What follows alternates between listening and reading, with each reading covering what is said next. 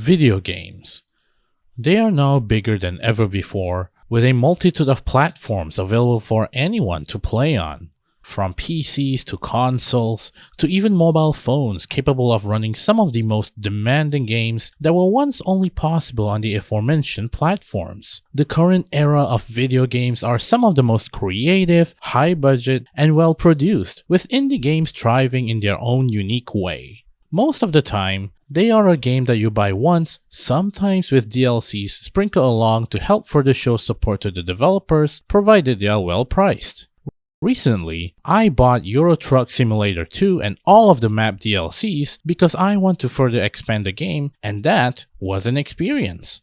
Yet, there is this one form of service that is currently thriving, for better or worse, that makes me question how I spend my time in a day playing video games. You may have heard of this. You also may have been doing this for a while. You might also be doing it at this very moment while listening to this video.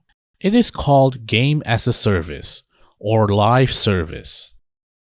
Live service games are the current trend in gaming, where a game is released and is constantly updated, hopefully for as long as possible. It can also be as short as a year or less, depending if the game has managed to break even. They are split into a few types. Free-to-play games, which includes gacha games such as the Hoyoverse series of games, Ark Knights, Princess Connect Redive, or popular shooters such as Apex Legends, Fortnite, or Warzone. Then there are paid games such as Call of Duty, Rainbow Six Siege, Warhammer 40k Darktide, and subscription-based games such as Final Fantasy XIV and World of Warcraft. Most of the time, I have no qualms with games being a live service. There are genuine benefits for games being a live service. It allows games to be constantly updated with new content and having the flexibility to shape how the game should be in the coming months or years. It also provides developers time to fix issues that were present before due to lack of budget. However, this can be used as a reason to force a game to come out early and be extremely buggy. And of course, in-game purchases, which help keep things afloat. But where I find issues with live service games is when it turns a gaming session into a job. What do I mean by this? It comes in the form of dailies, weeklies, and monthly challenges with seasonal or battle pass sprinkled on top, commonly found in free-to-play titles, especially if you dive into the rabbit hole that is gacha games, with AAA games following the same route as well. I noticed this behavioral pattern of mine when I was so into Honkai Star Rail when it came out, and more recently, Sky, Children of the Light. I would have Honkai Star Rail installed on both my phone and my tablet, spend a little bit of time here and there while I commute to work or on breaks, then continue when I get home to squeeze every inch of resources I have, making sure that I got all the daily rewards and the battle pass progression, before even considering playing other games. Once that is over, I would start another live service games and repeat the same thing on my PC instead.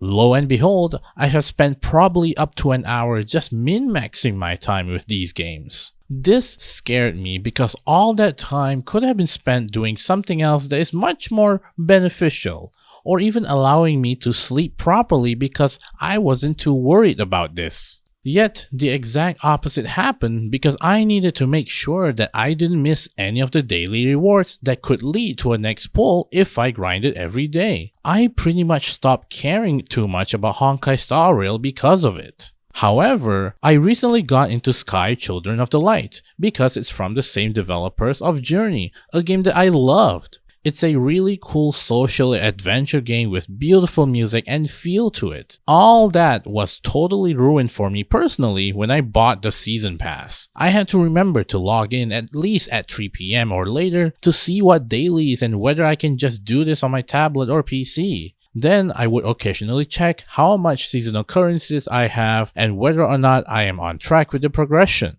By the end of it, I was tired, angry, and frankly, absurdly burned out by having to dedicate 3 months of my life doing this. I completely stopped playing and uninstalled the game after finishing the season pass. The game went from being cozy to a second job.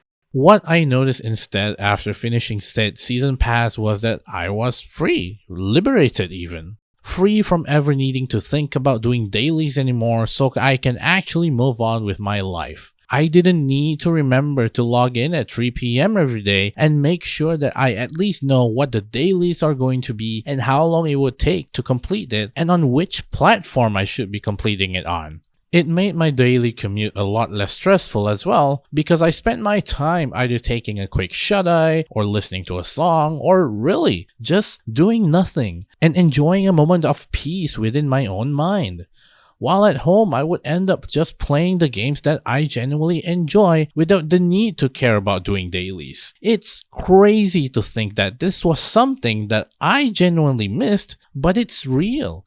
These addictive activities are there to ensure that you, the player, are always hooked, always doing something, remembering it every day, and eventually being a job.